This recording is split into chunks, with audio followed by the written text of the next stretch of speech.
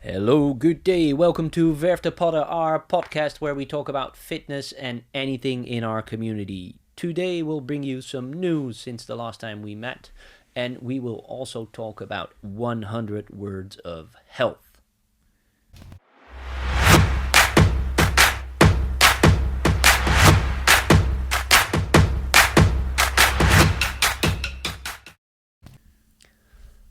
Andreas, welcome to the studio. Hello. How are you today? I am excellent. Excellence. Nice, man. It's been a while since we were on the podcast. Yes. So we have some catching up to do. Let's bring us the news. Oh, we have a lot of catching up to do. The podcast has been a bit on the pause side for our members, announcement-wise. Obviously, we had some changes in the team. Which has made us focus on other stuff than podcast stuff. So now we're back on the flow of doing fun, productive things. And with that, we have new coaches. And you as a head coach are very busy because you have a lot of coaches to coach. That's a good thing, right? Yes. New coaches coming in. Thomas is now working full-time, so he's into it now this week when we were speaking. It's really fun to get him. He's been very busy with his old job before going over to us.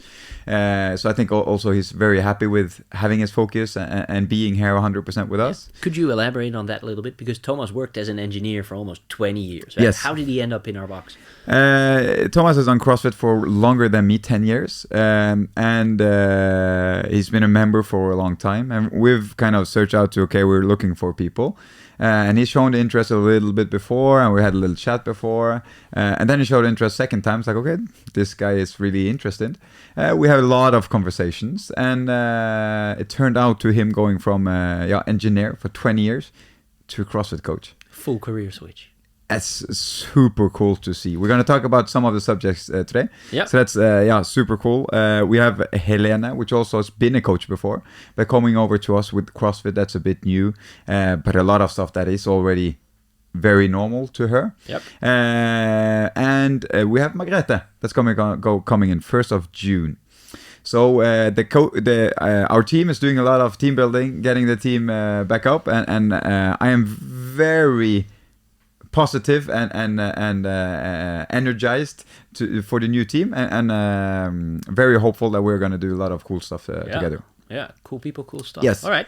So that's part of the yes. news. Second part of the news is the events we're going to have, right? Yes. Or the event. That's one of the cool things with VerfTet, I think at least, is that we do a lot of events to put up some stuff. This one is very cool. We're trying to make some type of tradition or seeing how it's going to work, but we're going to make a row marathon, which you can do in a team. So that means that you can do it solo, you can do it together in a team. Lucky me. It's going to come out information on that if it hasn't come already before the podcast. So sign up, follow the instructions there. But it's going to a really good case, and we're keeping it local, which I think is cool, and it's going to use local. So the money is going pretty much straight to contributing our society around here in Haugesund. So read a bit more on that if you're interested. It's super cool if you come in, and we welcome everybody for the event. Yeah, would be a sporty event, but a good charity event as well, right? Trying to raise some money. And an event that we don't do, but we know that a lot of VerfTet people are going to do, is the Beast. Yeah. So make sure that you sign up if you sign up for the Beast, that you sign up for the VerfTet, Team VerfTet is the name, and then everybody can go out in the same heat and help each other a bit and have a fun time together. I think it's heat 6 from the top of my head. I have no idea. But if you write Team VerfTet, at least they're hopefully going to put you in with us. Yep. So that's another one coming up, right? Yes. Well, we got. Is that all the news? Yes. I think so, right? So we're moving on. The World Health Organization has a definition of health that we all got in touch with over the past few years when COVID was here. We hope that's gone. But they say, well, you're healthy if you are not sick, if sickness is absent. CrossFit, in its core methodology, then says, well, there's a continuum where on one end of the spectrum we have sickness. If you're not sick, you're doing well, but there's something better than being well, and that is called fitness, right? And you can slide from left to right, right to left, but in general, the more you work on your fitness, the healthier you are, or being fit actually is the overarching matter of being well. At CrossFit New England or at CompTrain, they made 100 words of health, and those are going to look familiar, or the structure is going to look familiar to everybody in CrossFit. Let me read it out loud to you, and I'll get it on camera for you. 100 words of health. Create an environment in which it is easy to eat well, move often, sleep lots, think deeply, and create real connections. Be intentional. Don't just hope it happens. Chase what sets your heart on fire. Seek out challenges, feedback, and opportunities to serve something bigger than yourself. Respect your breath, control your attention, spend time outside. Recognize that health is the result of choices and luck. Focus on what you can control. Avoid defining it by a single number. Avoid fads and gurus. Avoid complaining and people who do. Optimize everything for consistency and sustainability. Treat yourself like someone who matters. Amen. It doesn't say amen at the ending. No, that's my that's my ad libs, Yes. my freestyle. Right. So let's take it from the top, Andreas. Create Yes. an environment in which it's easy to eat well, move often, sleep lots, think deeply, and create real connections. Yes. Where do we go? Firstly, we really like this quote in terms of it's 100 words of fitness, like you talked about, and then they made kind of their new fancy 100 words of health. It is in one of our offices, and it is also in the wardrobe. It's in the wardrobe. Yeah, right now. yeah. Yep. So you walk by it every single day. So now the next time, maybe you have some context for it. The idea here is that if you create an environment in which it's easy to eat well, move often, sleep loud, think deeply, create real connections. If the people forget a bit how powerful the people around them are. So that means that if you are around 10 people and 70% of those people like to talk about other people, gossip is the fancy word, and you really don't like gossiping, think what? You're going to start gossiping, because that's what 70% of the people around you are doing. So the other example is if every one of your friend is doing heroin, narcotics, you're most likely going to start doing that because everybody's doing it, so it seems normal. Why shouldn't I do that? Everybody's doing it.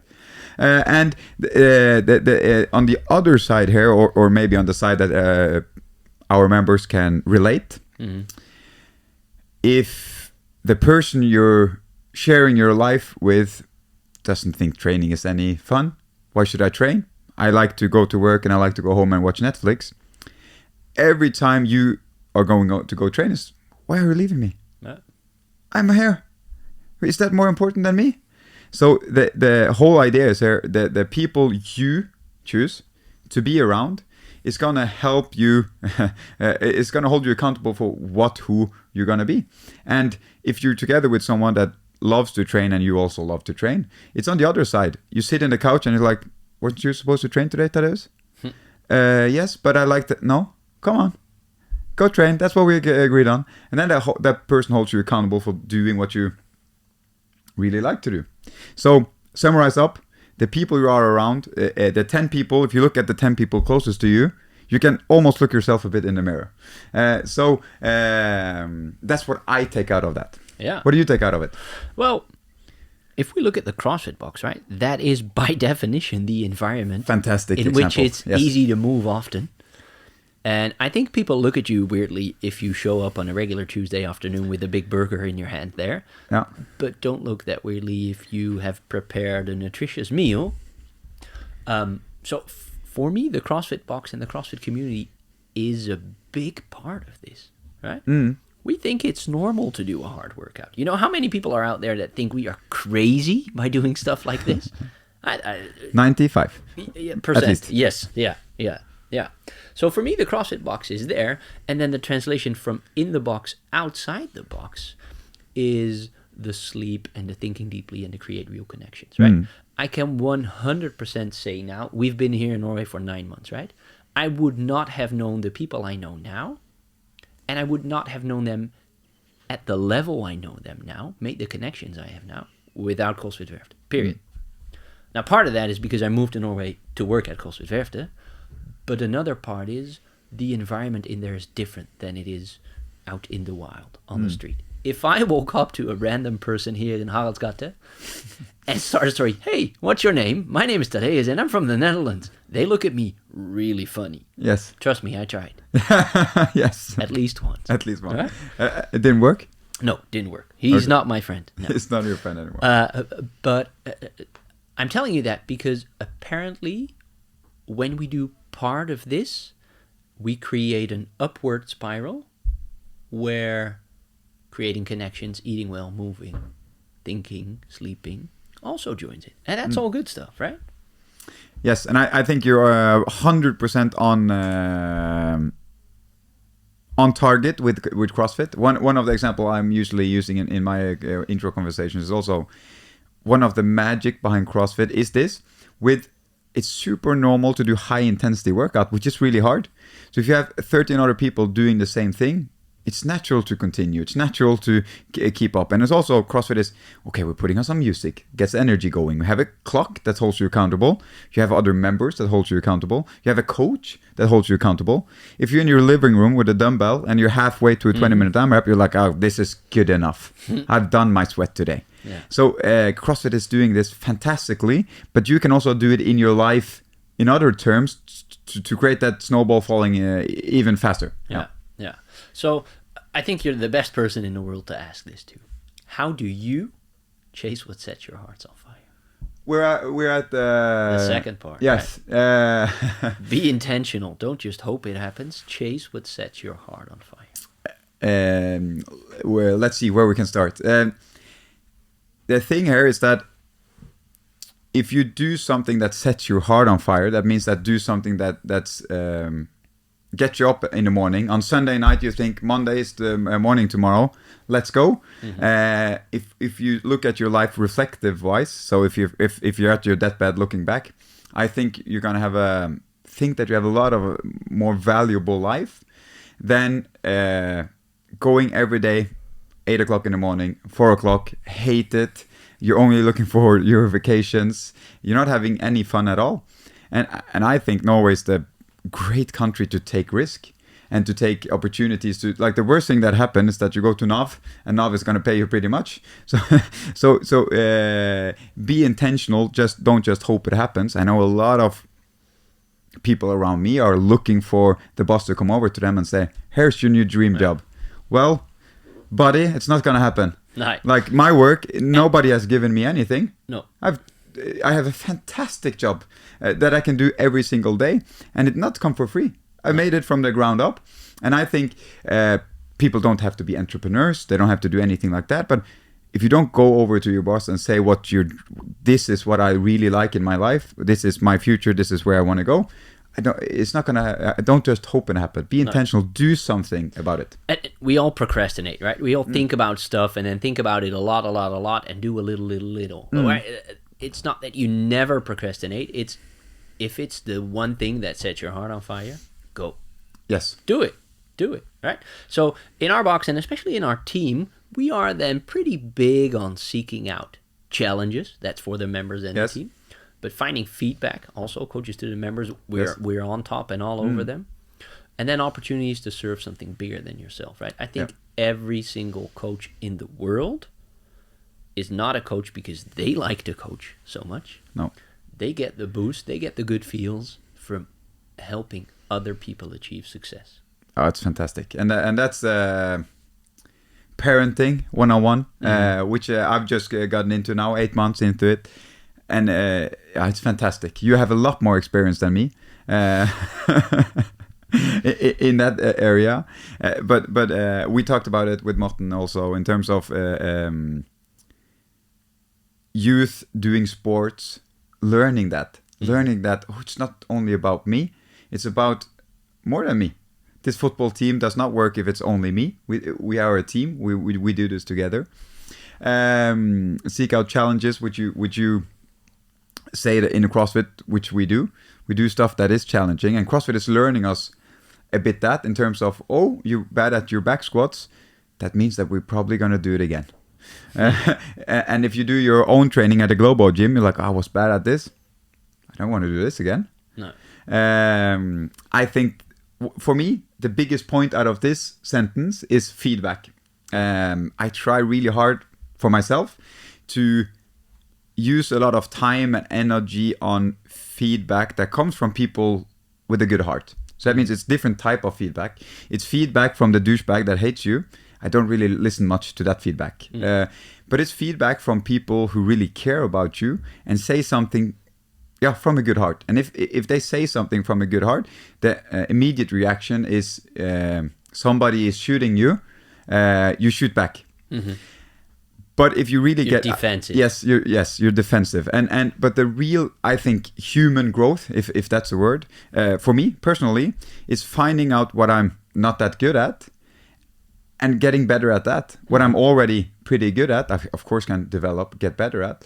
But if I don't know what naturally, and it's not really natural, but from your 0 years to your age now, that has some baggage or whatever you want to call it, and to know that and to work on that, I think you're gonna grow a lot better than go through life and talking about my weaknesses is uncomfortable. I don't have any weaknesses. Of course you don't. What do you take out of this sentence? For me, the biggest part is that seek out challenges and feedback, right? Yeah. That loop of trying something that might be a bit scary or at least is challenging, and then doing it anyway to see what feedback you get to improve on, always takes me to a new place, right? I have a very close friend, and he makes his money by, I don't like the word motivational speaker, but he gives a lot of talks to people. One of the things people pay him to say on a stage is that you always succeed to do an experiment. The fact that you are going to do an experiment is a success already. You might not get out of the experiment what you were looking to get out of it, but then you've learned that you need to set up a new experiment that's different or make a slight alteration and keep on going. And surrounding yourself with people who do that or who live it and then get to speak about it, that rubs off on you. You need to do it too, right? We had a meeting last Wednesday. I told you, I need you to tickle me every now and then. Because if you leave me to it, I'm going to be a lazy twat and not get everything out of it that I could get out of it if I just tried and got some feedback. Yeah. And a lot of times that feedback can be kind of in your face, right? By the douchebag. But it can also be really subtle, and you adjust as you go, and you get to places where you never thought you'd go or do stuff you never thought you would do. So that's what I take out of it. Yeah, I agree. And you're also a kind of living example out of some of it in terms of running 2 fairly successful clinics on your own, physiotherapy. The most comfortable thing to do is to do it again. Yeah. But you're at this point where you're doing something else, and in my eyes, at least, growing in another way, which will contribute at the ending. But a lot of people who take a study way, that's the rest of their life. Yeah, that's their death sentence. Yes, that's a death sentence. And this is going a bit off topic. I'm promising I'm not going to use too long. But I think if we look on forward, the professions are going to change really fast. That means that technology, everything, if you take a study, that's old news really fast. And then you have to take a new study towards a new profession. Yeah. Not going to go any further there. Leave it there. All right, good. All right. Moving on. Yes. So we're now in the middle of our screen, right? Respect your breath, control your attention, spend time outside. Yes, you start. Allow me to go on a little nerd safari here. Let's go. I'll take 2 minutes, right? Yes. So for me, this ties into seek out challenges and feedback. Part of seeking out challenges and feedback is that you stretch yourself a little, right? And then the question always becomes, if I feel stretched, is there too little butter to get on all the bread, or is there too much bread to spread all the butter on? 1 or 2 ways. Doesn't really matter. For me, respecting my breath and controlling my attention allows me or sets me up to make the best out of what's there. So I started doing this with ROMBOT, range of motion workout of the day. It's kind of like yoga and breathing practice into one. And I did it, and I really, really liked it. I'm lying. I started out meditating. Yeah. Right? Just sitting in silence, trying to calm your mind down, focusing on your breathing. Then I did ROMBOT, and they had some stretching while you were breathing in there, and that was the best of both worlds for me. So I noticed if I did 20 minutes of stretching and a little bit of breathing, I didn't need the meditation anymore. For some reason, I canceled my subscription to ROMBOT when we traveled and got to another place and blah, blah, blah, blah. And I just picked up meditating again. Yeah. But I did some different stuff. I used an app called, what's the name again? My wife uses one that the name is Aura, Aura, and I use Headspace. That's it. Headspace. Super easy. Put it on 5-minute meditation, 10-minute meditation, half-hour meditation while you're walking, while you're sitting down. Whatever floats your boat, you can do it there. I notice if I do that, I get a lot clearer on the stuff that I need to focus my attention on. And when I'm focusing my attention on something I chose to do that challenges me, I procrastinate a whole lot less. I get to doing instead of thinking. So that's a big one. One of the things that helps me there is spending time outside. And that's why I'm so fortunate to be here in Norway. Because being outside here in Norway is a lot more fun than being outside in the busiest part of the Netherlands where it's just buildings. Yeah. Right? You're never alone. It helps to be alone. For me, but for a lot of people. I once passed a sign that said, "The mountains shall bring peace to the people." Took a picture, should have taken the sign. No, that's theft. But it really works for me. Now, the funny thing is, a fellow Dutchman, Wim Hof, you might have heard of him. Everybody, not The everybody Iceman, here had right? heard of it, He but a does lot of some people. funky stuff that we look at and are like, wow, can you do that? Yeah. Science is now catching up with him, but also with the ancient practice of the Buddhist monks and meditation and whatever they've been doing in the East for hundreds of years, what the benefits of that might be to your health. We were not able to measure and map those benefits 100 years ago, but they've been doing this for hundreds of years. And now we're seeing that if you take the time to blow out in a slow and full way, like that sigh you just did, it triggers your vagus nerve. And the vagus nerve is the one that calms your brain down, slows your heart rate down, slows your breathing down. I think we can agree that we all need more of that in today's hectic life. Yes. It's as simple as breathing out slowly. So whether you meditate or go outside or stretch or do yoga or whatever it is you do to calm down, if we can bring that down to an active choice, all right, I'm being stretched right now, I'm in a high-stress situation, people are asking a lot of me, or I want to do a lot, and you manage to just breathe out and then kind of reset it, or at least bring it down a bit, man, then you're in control. And that leads you to a position where you're in charge of what you're doing instead of being lived. Yes. Going with the flow. Taking choices and So yeah, actions. 2 minutes, done. Good. I have some context into that. Yeah. Context number one.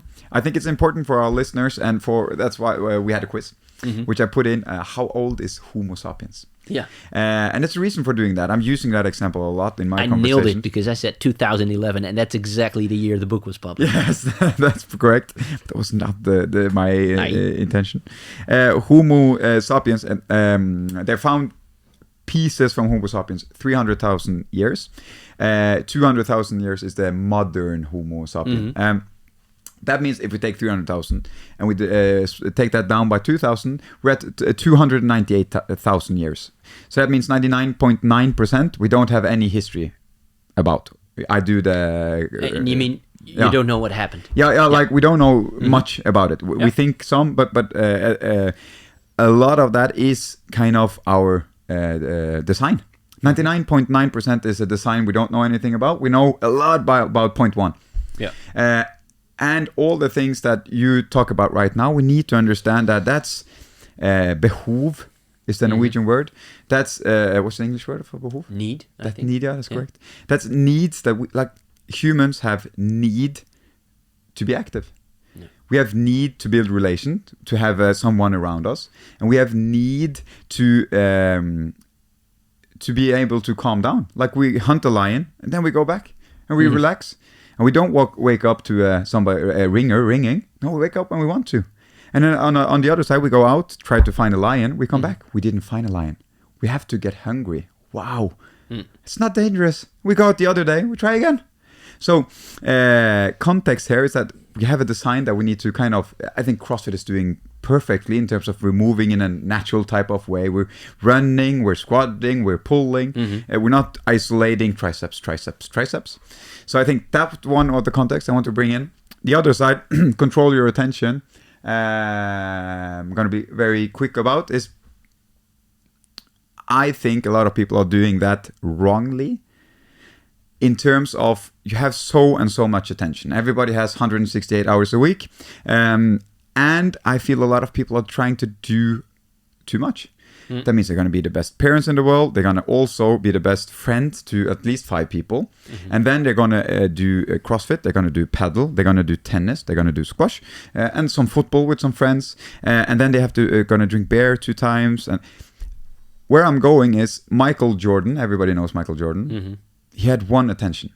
That was basketball. Everyone else was fuck off.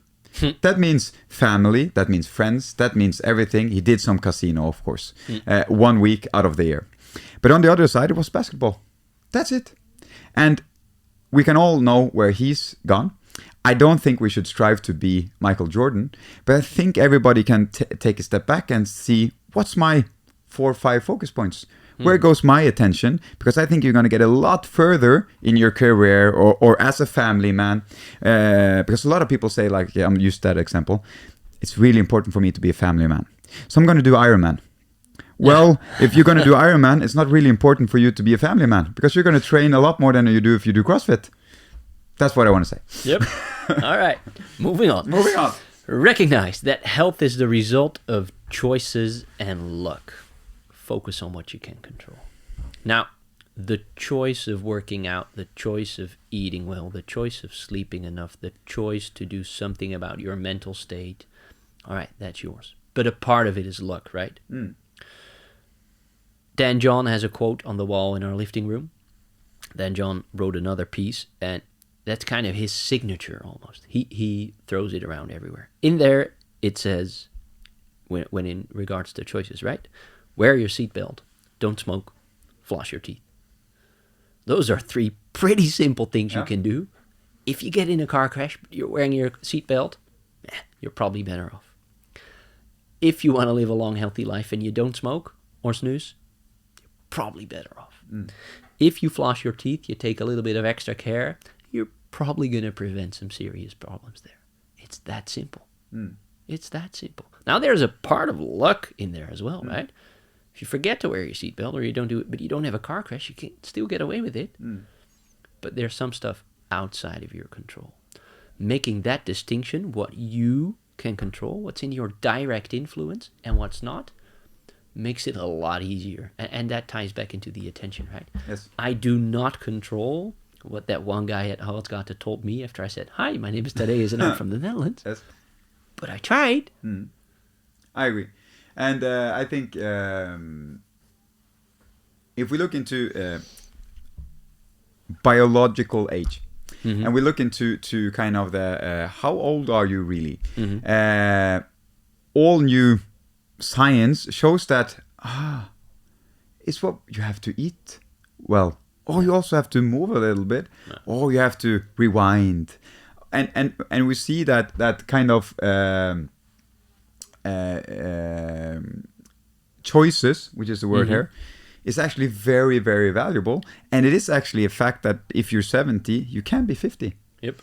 And choices and luck, the numbers there, at least for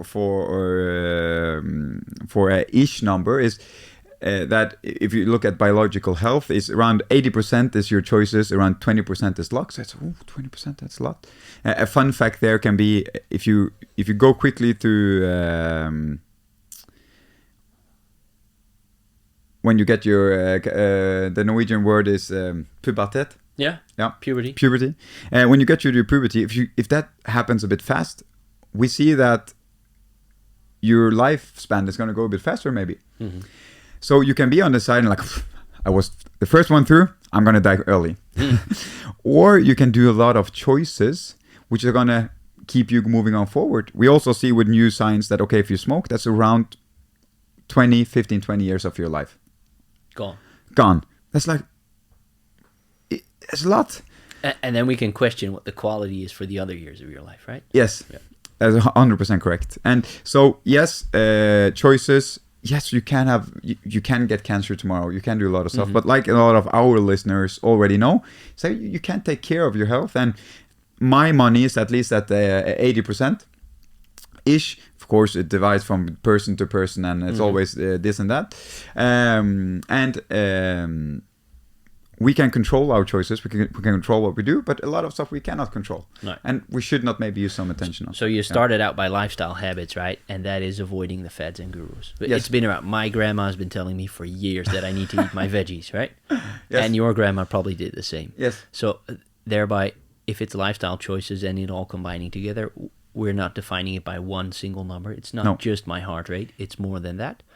We're avoiding fads and gurus because time tests these stuff, right? I made a joke about my grandma, but if my grandma's grandma told her, and my grandma's telling me, that means it's been living for 3 or 4 or 5 generations. It withstood the test of time, which means it's probably valuable and good. Yes. Right. Nice. Avoid complaining of people who do. Well, we kind of went into it in the beginning, right? Yeah. That you start to look like the people around you. And then here's another very important nugget. Optimize everything for consistency and sustainability. Yes. So that means a quick win never beats the long term. No. If you can't keep doing it for 6 years, don't do it. No. And that's I think that's avoid defining it by a single number quickly. I think CrossFit is doing that perfectly in terms of, we know that it's not only the training. We have a lot of nutritionists like, okay, eat well, you're going to have a healthy life. Well, bullshit. We need other stuff. It's not one thing that gives you a good health. It's all the stuff around. It's a pretty good start. Yeah, it's a good start, of course. It's not, but it doesn't necessarily mean that you're going to have a good health. You also need to take care of yourself. Have a hike outside. Maybe do some CrossFit or other type of training. If we go down to complaining and people who do, that's the same as you said on top. Like, if you don't like complaining and everybody around you complains, you're going to start complaining. Yeah. If we go down have you ever taken any action to not complain yourself? Yeah. Of course. What do you do to make sure you are not the one complaining? And I try to be really intentional about it, and I just really try hard not to be a victim, and not complain about and blame any others for. At the end of the day, which is my responsibility to take care of. So it's just really intentional. Do not complain. And over a couple of years, I think that comes into a habit. And I really notice if people are complaining, and that's maybe a bad side, like, oh, you're complaining. So ask Lena about that. Lena, we gotta get Lena on the podcast. Yes, we should do that. Last part. Yeah. Treat yourself like someone who matters. Do you want to take that first? I have one. I had a conversation with my wife yesterday. She asked me, "Are you kind to yourself?" Right? That's a great question. Yeah, I think so too. I think other people who matter, I try to be kind to them. Yeah. But I kind of caught myself saying, well, I'm pretty strict on myself, but tolerant on others. So no, I don't think I'm that kind. Do I matter? Oh, definitely I matter. But I think I set a different measuring stick, a different standard for myself than what I put on others. Yes. Yeah. How about you? 100%. All right. And I think that's natural to do. But I think... I'm lucky I'm not the only one, right? Yes. And I think that's also kind of how far and wide you want to reach. It's also the standard you put yourself on. But it's also like consistency and sustainability can go in there. And that's also okay if you... How many lawyers hasn't started off at the hottest company and ended off working in the Kommune? It's nothing bad with working in the Kommune, but it's a big difference with that and a high-end profession where you're working 24 hours a day. And that is the opposite of sustainability and consistency. So that's also the balance. And you need to find this, okay, can I do this for 5 years, 10 years, 15 years? And I think consistency, sustainability, it is okay to. Vidar did it. Like, he lived half a year, which he couldn't live maybe much longer. Very strict, trained a lot, took a lot of his habits out. Mm-hmm. But after that half year, moved on to something that was sustainable. Yeah. So everybody he made a difference to the status quo and then found a new balance. Yes. Yeah. So that is, I think I've done that in my life a lot of times. I think that's possible to do as long as you know what you're doing. Treat yourself like someone who matters. The quote that Bertram uses that we kind of have stolen the quote out of is also that they did a big kind of science on it, and they asked a lot of people on what you just said. Like, okay, you go on the street, your friend has a backpack, somebody steals the friend's backpack. What do? Yeah. And then it's like, of course they can't steal his backpack. I have to go between, stop them from taking his backpack. Mm-hmm. And then the other question then arises, like, okay, you're on your own on the street with the backpack, and somebody steals your backpack, your own backpack. What do? Of course, I can't, I don't care about my backpack. Just take it. Yeah. It's my backpack. I don't give a shit. So what you say there, I think you're spot on. So I don't think we have to dig much more other. But if you don't like when the flight goes down, you take on your own mask first before you help others. Yeah. And I think a lot of parents does this mistake. You're gonna help your kids. You're gonna help your husband. You're gonna help everybody else. Mm-hmm. But you don't take care of yourself. You forget to train. Morten talked about it. You forget to go in the mountains, do the stuff that takes care of you. I don't want to live with someone who hasn't taken care of themselves, because that's going to be a bad version of them. Yeah. I want to live with the best version of them. And that, I think, can kind of relate a bit to, okay, maybe I need that. I'm working 37 and a half hours a week. I also need 4 hours of training. Just as much as I need to work to get money, I need to train to take care of myself. Yes. Yeah, and that's a beautiful one to tie it back into our members in the community, right? You are training for life, to be fit and to have an awesome life, to do the stuff you want to. Does that require a glittery weightlifting belt and a knuckle before every single training session? Probably not. No. At some point, very wise to get the glitters out. Yes. Do it. PR and look good at the same time. Absolutely. But we're training for life. So if that's not sustainable, we shouldn't do too much of it. No. And consistency is king. Yeah. Was the focus point here on one workout. Thaddeus made a great, what's it called? A crown. A crown. And that's what we can't get enough out to our members. Like, if you deadlift too heavy so you can't play with your kid the next day, then are we really training for longevity? Are we really training for health? Yeah, I think not. Go in the gym to get better and to don't get hurt. And some days you don't need a belt. If you need a belt every day, we have something called abs, and the abs is supposed to be your belt. Yeah. All right, Ben. Thanks. We're gonna end it up here. Yes. Like we always do at Verftet. We end with a big 2 clap on 2. Get ready. 1, 2.